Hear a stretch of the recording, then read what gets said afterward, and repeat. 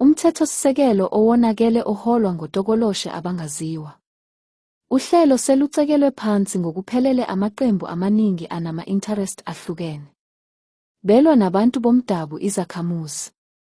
I-ANC, uhulumeni wobumbano, nomthethosisekelo bebesezinkantolo benza ubuqili bokuvukela umbuso. Basaqhubeka ngokuhlukumeza nokuxosha nokufaka abokuhamba, bavalele izakhamuzi ngaphandle. Okwenzekayo ukuhlasela, ukungena ngendluzula ukuthi nje isibhamu asikaqhumi. Abokufika abasoze baba namalungelo afanayo nezakhamuzi. Akukwazi lowo mthetho amanyala nje. Sicela nina bantu bomdabu zakhamuzi, qaphelani lapho nibamba iqhaza kule mibhalo yokulungiswa evela emnyangweni wezindaba zasekhaya. Nenza kube semthethweni ukubhujiswa nokuxoshwa kwenu. Umbuzo uthi, kanjani?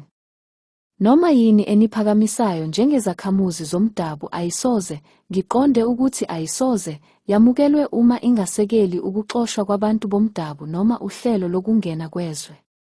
Kodwa nina ninika bona uhlelo. Amandla okuthi bathi lokhu yikho okuphuma ekukhulumeni nezakhamuzi zethu. Niyasetshenziswa. Zakhamuzi zomdabu, senike naqaphela ukuthi mingaki imithetho esidlulisiwe kusukela uhulumeni wobumbano. Imithetho elwa nezakhamuzi. Esiphuca amalungelo ethu futhi evumela ukuxoshwa kwabantu bomdabu. Buka izikole zezingane zethu. Kulonyaka kaJanuwari inkantolo yomthethosisekelo yadlulisa umthetho onika abokufika amalungelo afanayo nezakhamuzi. Kanjani?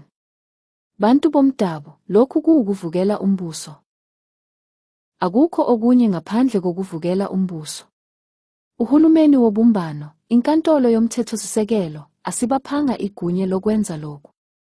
Kungani besesemandleni namanje? Sibabambe thaqa besusa amalungelo ezakhamuzi ethu futhi benika amandla ukuxoshwa kwabantu bomdabu ngabokufika. Kungani bengakasuswa? Njalo uma sibabuza, asithi iminyango noma uhulumeni sitshelwa ngalesi silwane esibizwa ngomthethosisekelo. Esingaphikiswa.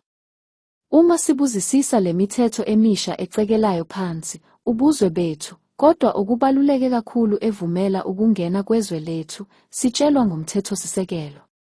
Isilwane esingaphikiswa esesabekayo senze umthetho.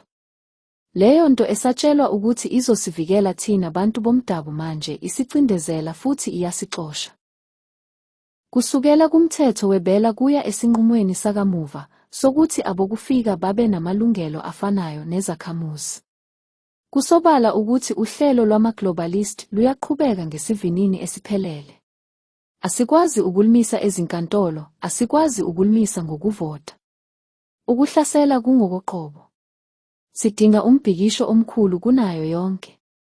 Isixazululo esisodwa esinaso ukulwa. Sinqamule ikhanda le-system. Sidinga ukuhlanganisa abantu, sibhikishe futhi sifune ukubuyiselwa emuva ngokushesha kwale mithetho ebandlululayo necindezelayo.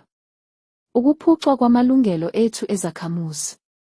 Sidinga ukuphazamisa uhlelo lwamanje kuze kube phakade. Futhi simise umthethosisekelo ngokushesha. Bese siwubuyekeza kuze kube yilapho ubonisa intando yabantu. Sidinga umbhikisho omkhulu kunayo yonke.